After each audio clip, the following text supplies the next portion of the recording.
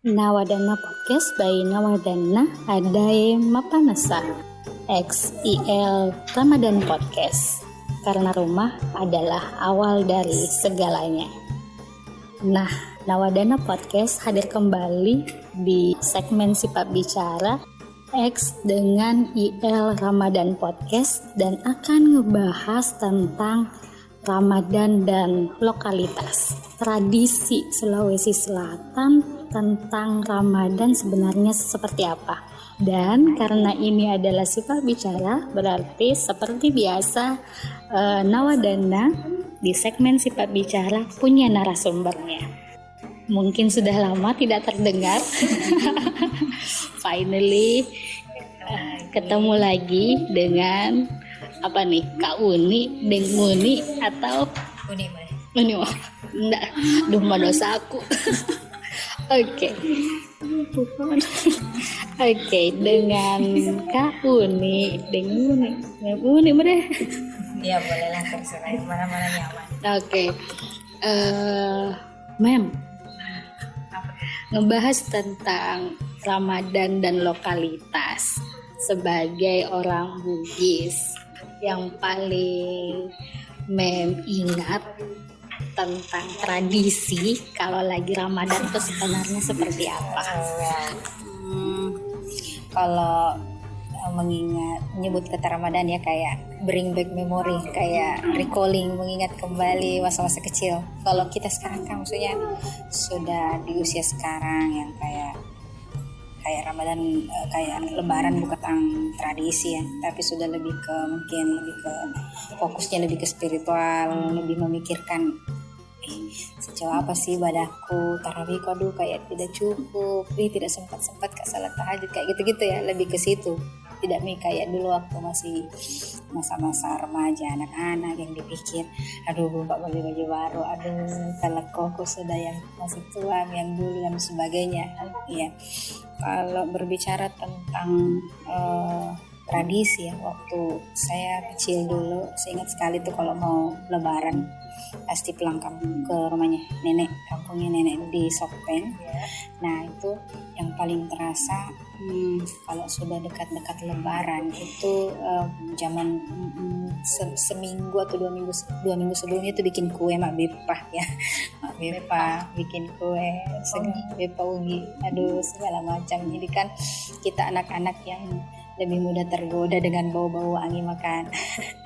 Itu biasa kayak belum jam berapa kayak lemas sekali maki, bukan lemas karena kehabisan energi, tapi lemas karena mau sekali mencoba itu kue bau kue. Itu biasanya hamin 2 minggu lah. Nah kalau sudah hamin seminggu itu biasanya tradisi mabur rasa. Mabur rasa bikin tumbuh. Kalau di kampung kok dulu kalau saya enggak tahu kalau istilah umumnya ya, tapi kalau di Boni di Sopeng itu ada namanya lepek. Yang kayak songkolo tapi dibungkus pakai kulit daun kelapa. Daun kelapa. Kalau yang lain kan pakai daun pisang ya. Kalau yang dia pakai daun kelapa yang diikat dengan tali, itu biar enak sekali. Ada juga yang namanya lauknya itu diantaranya kayak ada namanya salonde. Saya tidak tahu kalau ya, salonde itu saya tidak tahu kalau istilah lainnya di daerah lainnya apa. Itu kayak dari kecambah toge. Nah itu toge yang digoreng kering dicampur sama semacam ya ada bumbu-bumbunya kelapa atau apa, pokoknya enak sekali kasih makan sama. Itu kayak kue atau bukan lauk? Lauk. Nah itu favoritku waktu kecil. Ini dengan burasa ya? Ya di dicocol-cocol. Itu salon istilahnya kalau di Sopeng. Saya tidak tahu namanya. Nah itu biasanya cepat dibikin karena kan misalnya kalau orang mau burasa itu kan bukan cuman 1-2 orang yang bikin, tapi dipanggil lah tante-tante, nenek dari rumah-rumah lain di sekitar rumah datang kerjasama bikin rasa.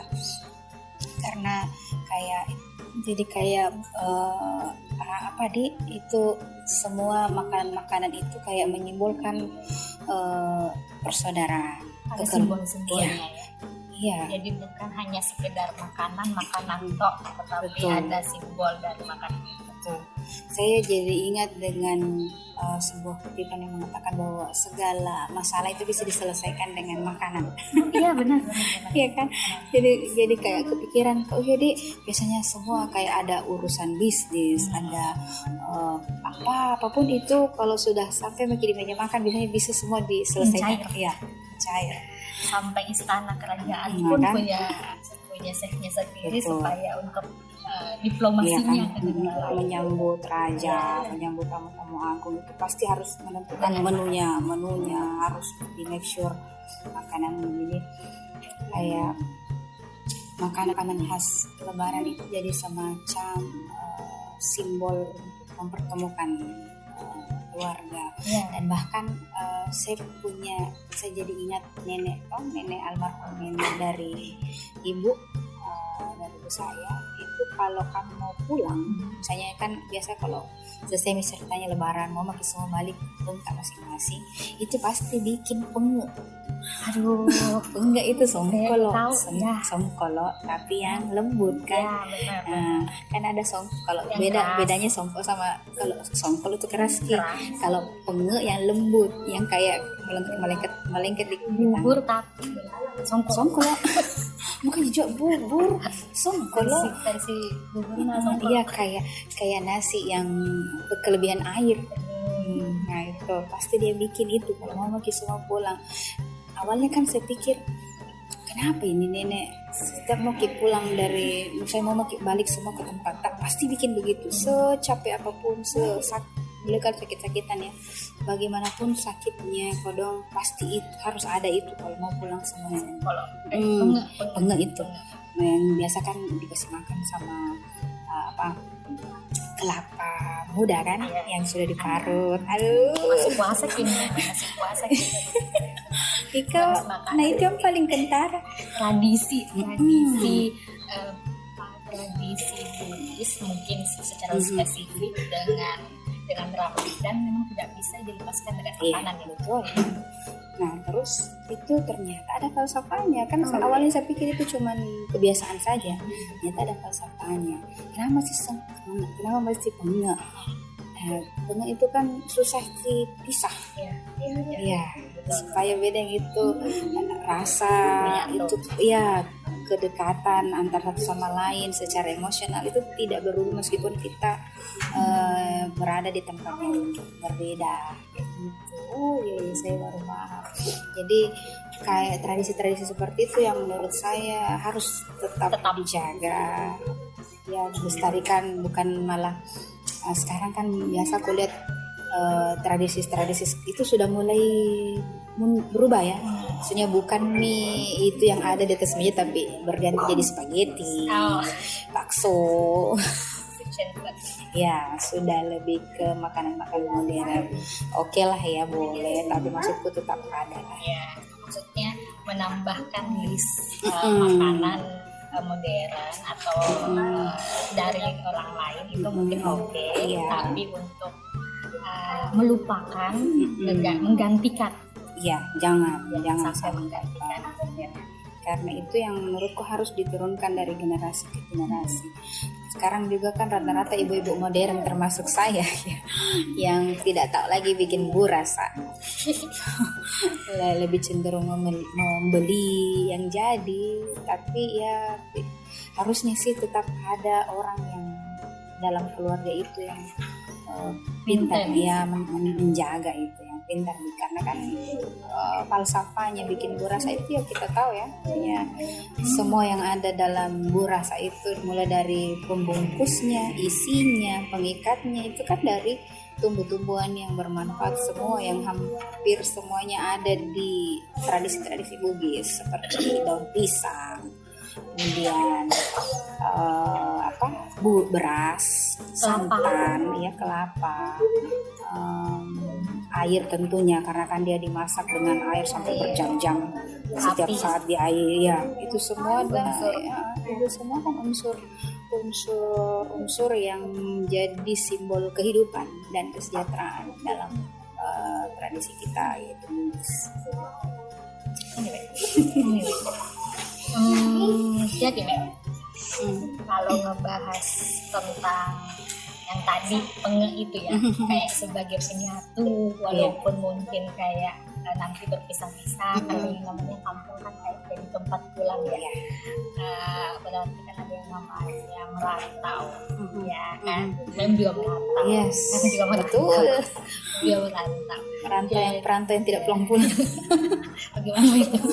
Perantau yang tidak pulang-pulang. Nah, menurut Tame sebagai yang tadi kan bahas generasi juga, menurut Tak ada tidak perbedaan anak-anak zaman sekarang untuk melihat tradisi pulang kampung saat Ramadan? Apakah ada yang menurut Tak, kalau dijadi generasi tertentu itu masih mau sekali pulang, kayak homesicknya tuh masih. Ada generasi tertentu tuh kayak malas pulang, entah kenapa dia malas pulang, atau ada beberapa yang dengan alasan mungkin tidak ada orang tua di kampung segala macam. Nah, menurut Tak melihat itu tuh perbedaan generasi pasti ada perubahan secara kepentingan, pasti mempengaruhi. Terus secara interest juga pasti mempengaruhi. Misalnya saya mungkin dulu waktu masih anak-anak sampai remaja itu kayak pulang kampung ke kampungnya kakek atau nenek itu sebuah kewajiban, karena ada nenek yang menjadi kayak magnet di situ. Magnet bagaimana melihat mereka, para nenek ini berkumpul, para tante berkumpul. Jadi kan selama masih ada nenek, semua pasti datang. Penyatu. Kayak semua wajib datang. Karena kalau tidak datang kena telepon mentok satu-satu. Datang juga. Kapan pulang? Kapan pulang? Pokoknya tidak sakit rasa kalau tidak ada semua cucunya, tidak ada semua anaknya. Jadi kayak adalah daya tarik, daya magnetnya kita untuk pulang. Terus tapi begitu sering dengan waktu sekarang, kayaknya saya di usia saya sekarang ya kayak bukan lagi kewajiban itu pulang kampung, sudah banyak pertimbangan. Macet. Karena kan maksudnya kesibukan kan, jadi kayak mikir, aduh waktu libur itu aku istirahat di rumah, kayak beres-beres rumah, me time, lebih ke situ. Tapi terus belum lagi biaya kan, kalau mau pulang itu, kalau saya untung mending gila karena kampungku paling 5 jaman ya naik mobil. Tapi kalau yang naik pesawat kapal, bayangkan kapal laut, belum lagi desak-desakannya dan sebagainya. Itu kalau saya saja misalnya naik mobil keluarga itu packing saja, menyiapkan semua bajunya anak-anak itu sampai seharian, bajunya si A, si B, si C itu satu koper. Saya lebih mikir, aduh pulangnya nanti laundrynya mau dicuci, aduh kayak banyak pertimbangan. Nah kalau mungkin anak-anak yang beda lagi kan, kalau dia misalnya yang ya kayak masa-masa anak transisi dari SMA ke mahasiswa, ya mahasiswa baru itu kan pasti pikirannya sedikit pulang, homesicknya tinggi. Belum libur pulang nih. Nego dosennya maki masuk online maki. Iya, karena itu mungkin masih transisi ya antara dari dia masih jadi anak daerah dengan anak kota, itu masih tengahan. Tapi kalau anak-anak yang mungkin sudah semester tinggi, ya sudah misalnya mau bikin skripsi atau apa, itu biasanya sudah pada malas pulang. Kenapa tuh? Kenapa mereka malas pulang? Sindrom. Ditanya Dewan Pertanian kapan selesai? Kenapa belum sarjana? Atau kapan menikah? Kayak misalnya kayak gitu kan. Jadi sindrom kapan itu memang kadang bikin takut orang, malas ya? Bikin malas pulang. Atau biasanya untuk menghindari itu ya biasanya pulang paling segapi lebaran, menyempatkan pulang. Habis itu maunya tugasku mau pulang sekedar mau menggugurkan kewajiban saja untuk ketemu ini. Belum lagi kalau ada janji-janji dengan teman-teman buat ngumpul-ngumpul apa, karena pernah kayak begitu. Oh gitu.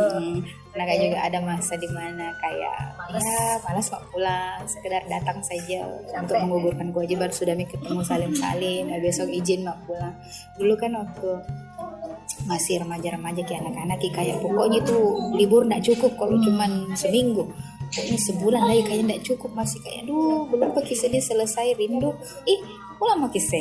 Nah kalau kita sudah masuk usia mahasiswa, usia SMA, kayak lambatnya panjangnya puasa libur. Iya terus ya, jadi masalah menurut saya itu masalah kepentingan dan interest. Masanya ada ya, masanya ada semua. Iya seperti itu.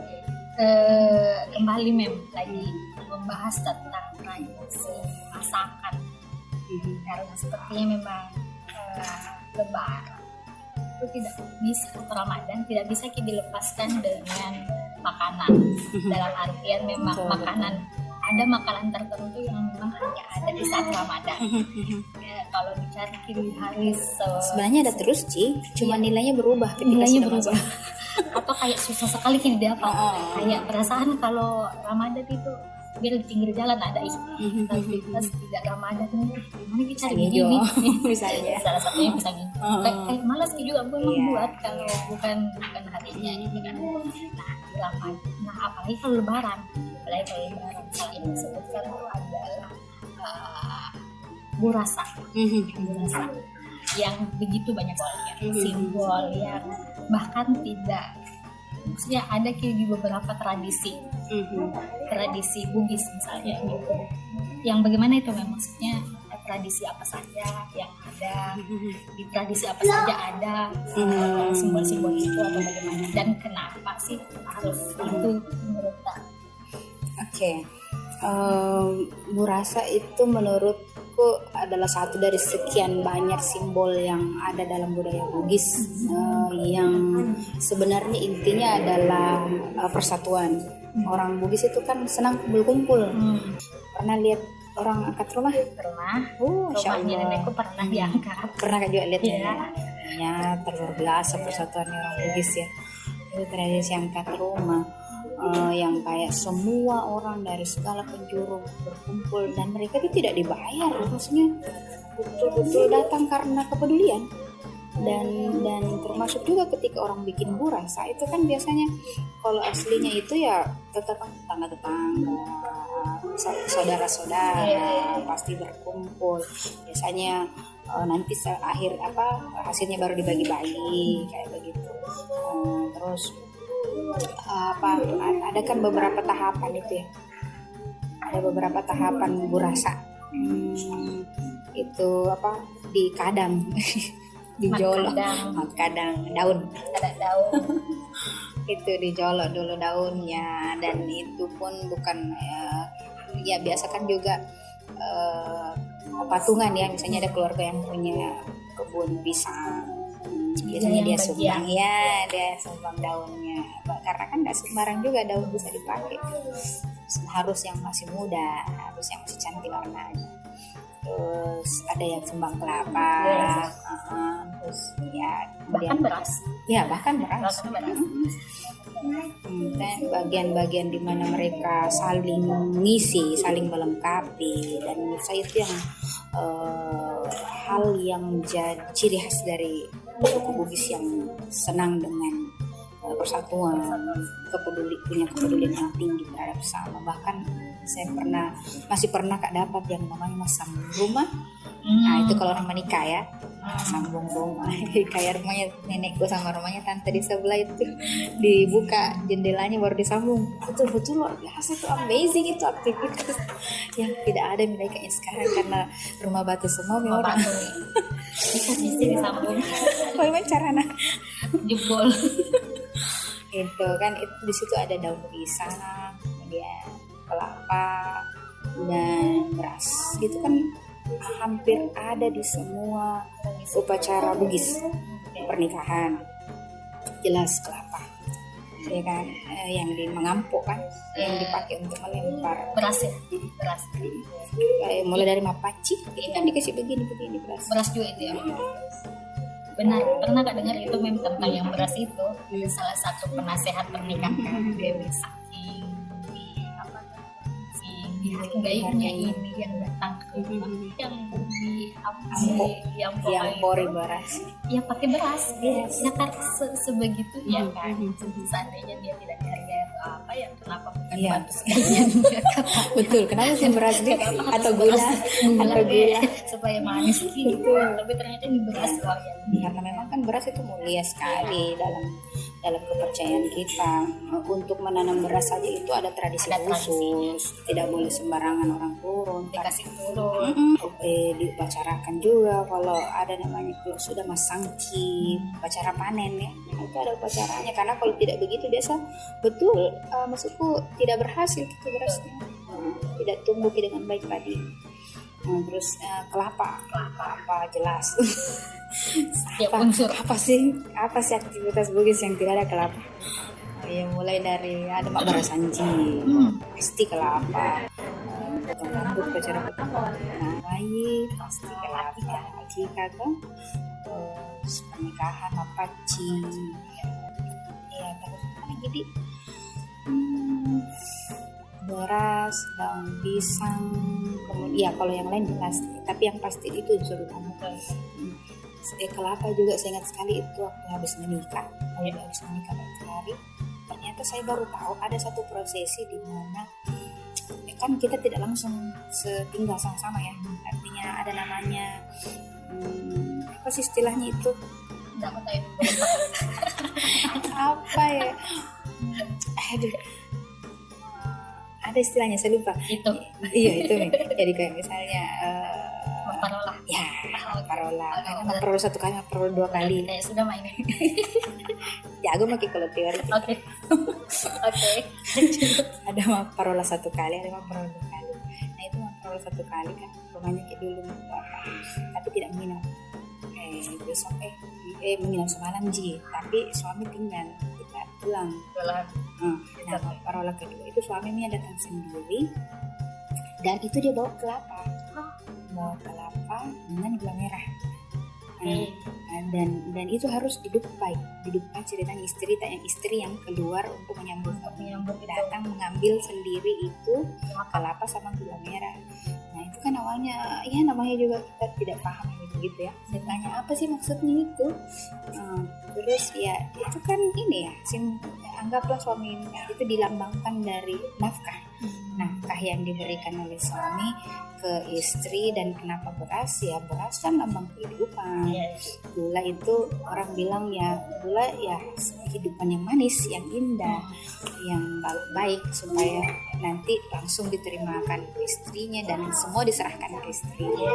Simbol kepercayaan suami kepada istrinya untuk mengolah apa yang dihasilkan untuk digunakan dengan baik supaya rumah tangganya sejahtera, bahagia, dan semua indah-indah.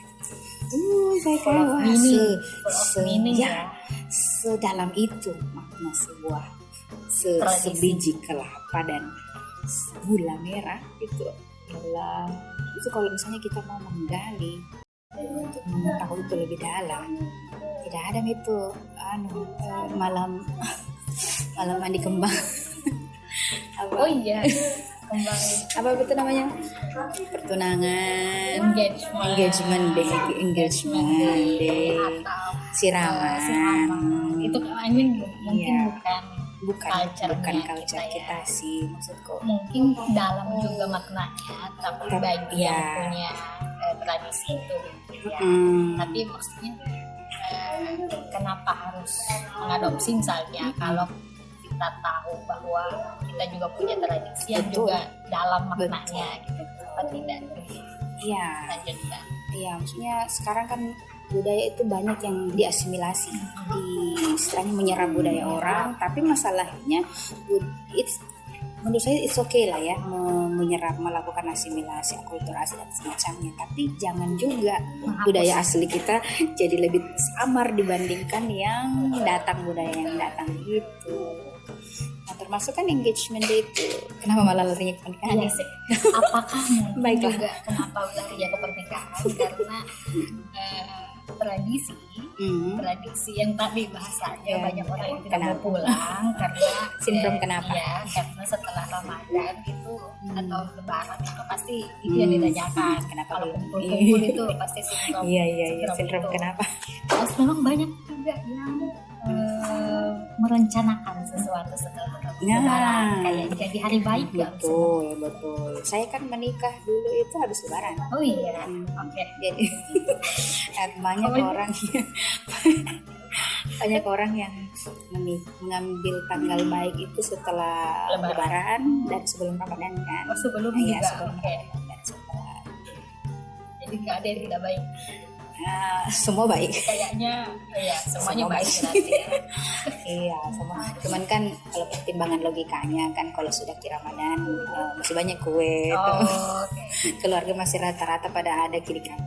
Masih libur. Iya, masih libur. Logikanya ya, logikanya. Logikanya sebelum supaya jalan ini sama-sama. Iya, Gitu ya. betul. Oke. Terlepas dari hitungan falaknya, ilmu falaknya ya. Saya belum pernah bertanya sampai sejauh itu karena tidak banyak nih orang yang bisa ditanya terkait hari baik. Oke. Ya, karena kan ada tuh itu perhitungannya orang-orang tua. Oh ya kalau hari ini kayaknya kurang bagus ya. Tapi kalau di keluargaku itu kalau Ada. prinsipnya nenek kakeknya Ada. semua hari baik. Semua baik. Ya. Oke, mari kita kembali ke Ramadan. Oke. Kok jauh di Ya, Ramadan, Lebaran dan tradisinya. Masih tentang makanan.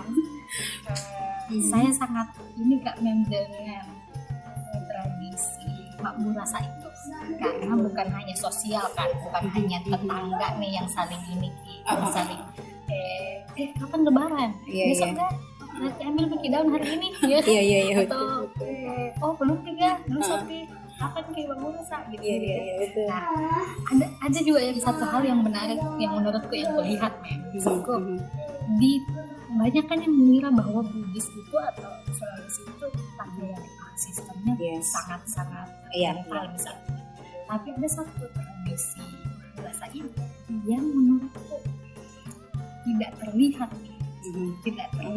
bahwa Ada dominasi. iya, ada dominasi bahwa perempuan saja yang di dapur, perempuan saja yang di domestik atau laki-laki hanya duduk nonton TV terus Baca koran. iya baca koran. Tidak pernah tahu nggak kalau melihat sebenarnya laki-laki Bugis tinggal baca koran. Nah, Bertani paling. ya.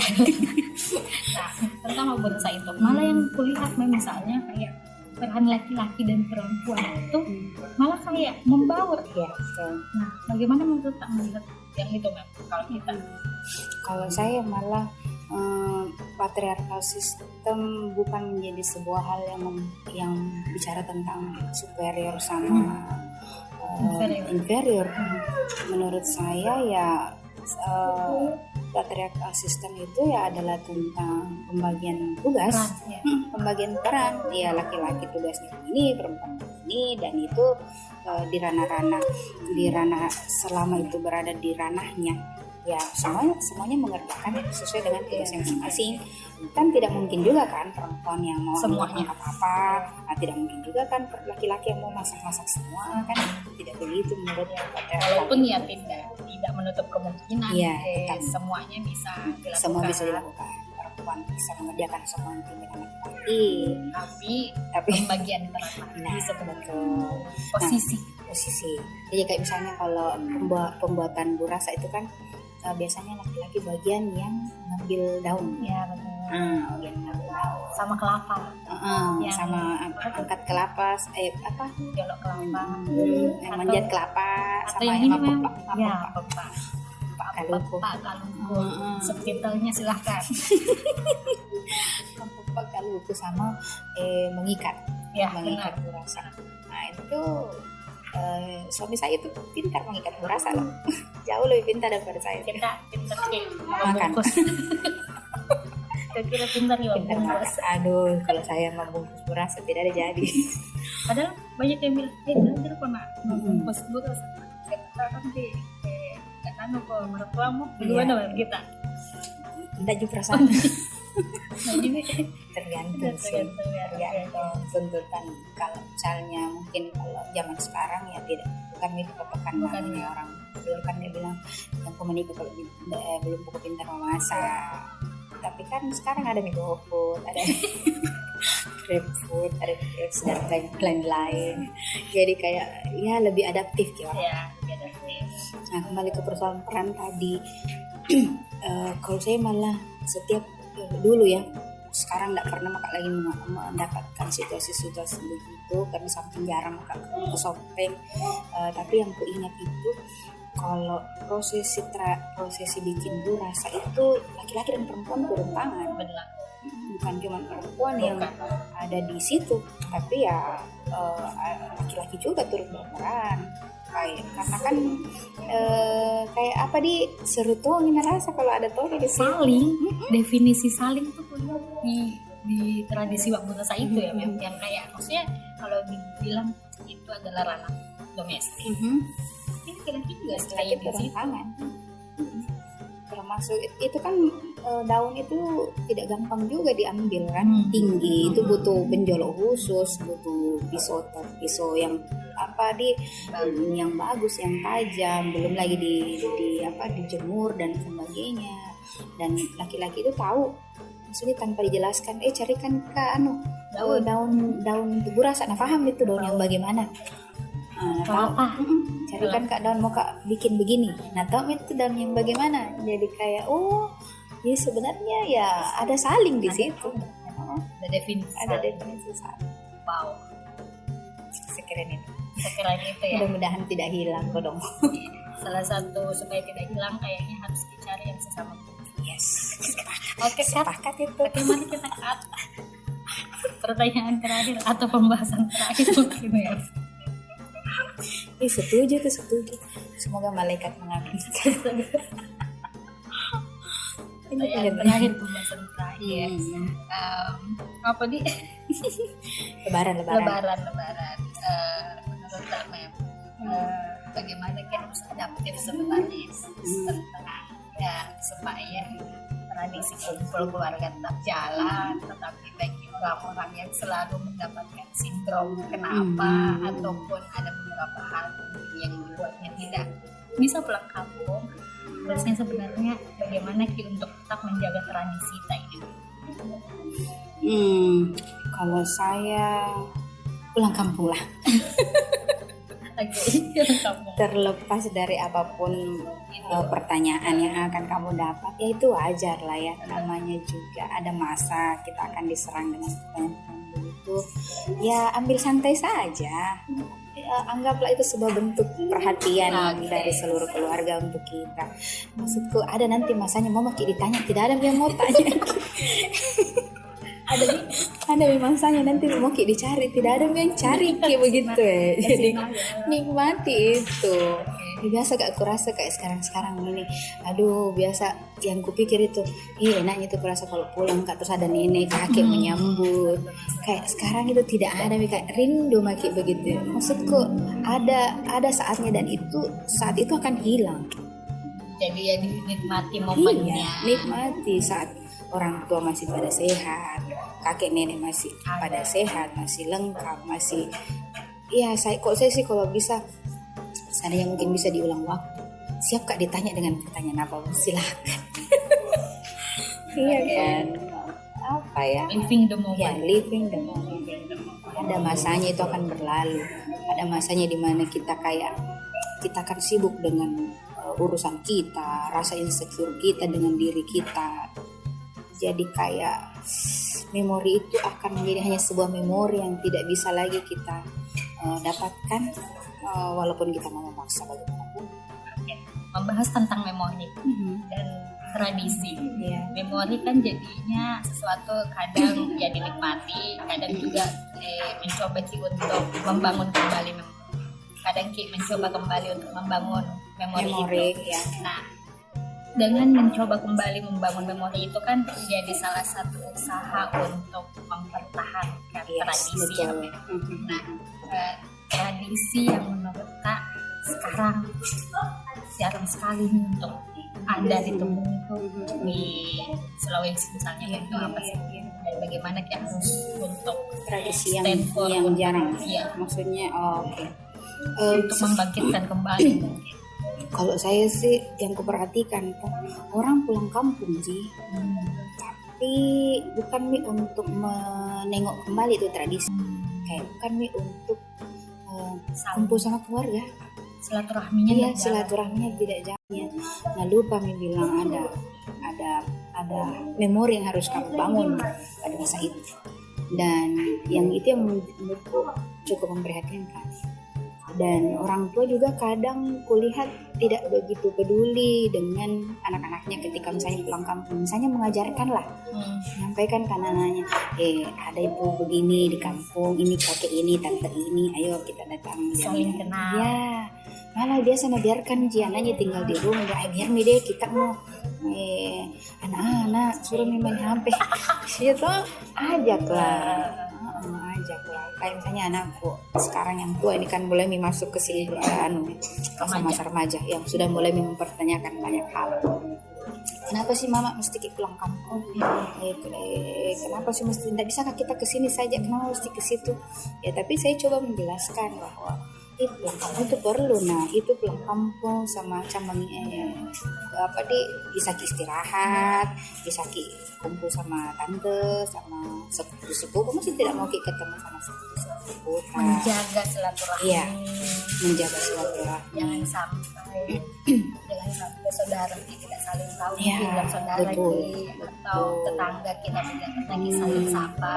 Kayak sekarang tuh rumah lebih saling sapa listrik token listriknya daripada orang-orangnya gitu ya. Betul.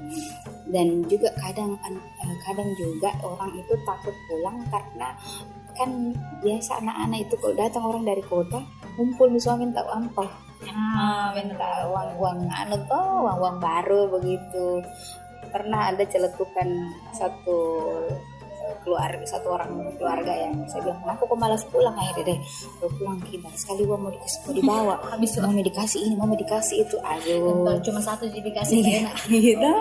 Dan itu nilainya harus beda kan, orang tua siapa wow. Tapi kan saya berpikir bahwa kan mereka nak minta juga ya, maksudku kalau kamu tidak ada ngapain dipaksa. Kalau anak-anak kecil kan tak 2.000 kasih anak terima, bahagia sekali ataupun kalau membelikan nih betul. Apa sih salahnya sekali setahun uang apa ya kalaupun anda punya kelebihan dana kan ada namanya THR atau apa, sisihkanlah khusus untuk dibagi-bagi.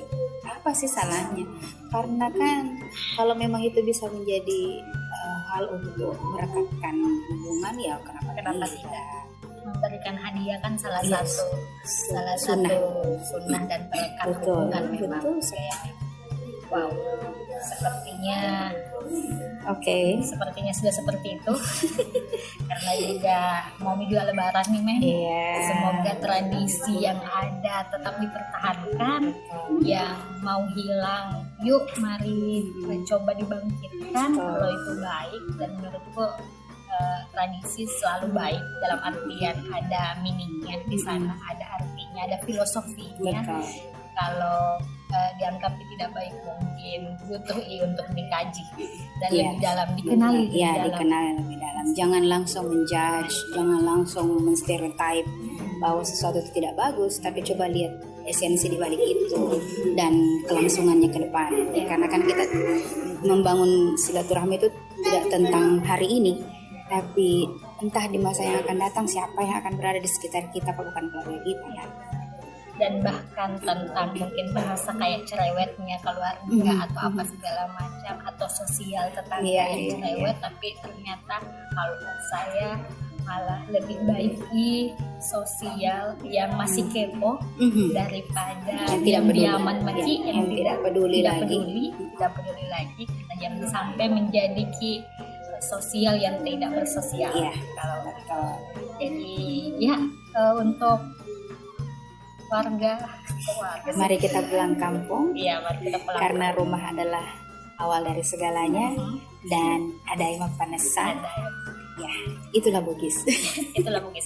Selamat menyambut Hari Raya Idul Fitri 1444 Hijriah. Mohon maaf lahir dan batin. Semoga kita semua kembali ke fitrah dan pulang kampung lah supaya kamu kembali mengingat fitrah. Iya. Dan kita ketemu lagi di Sipak Bicara selanjutnya. Assalamualaikum warahmatullahi wabarakatuh. Waalaikumsalam warahmatullahi wabarakatuh.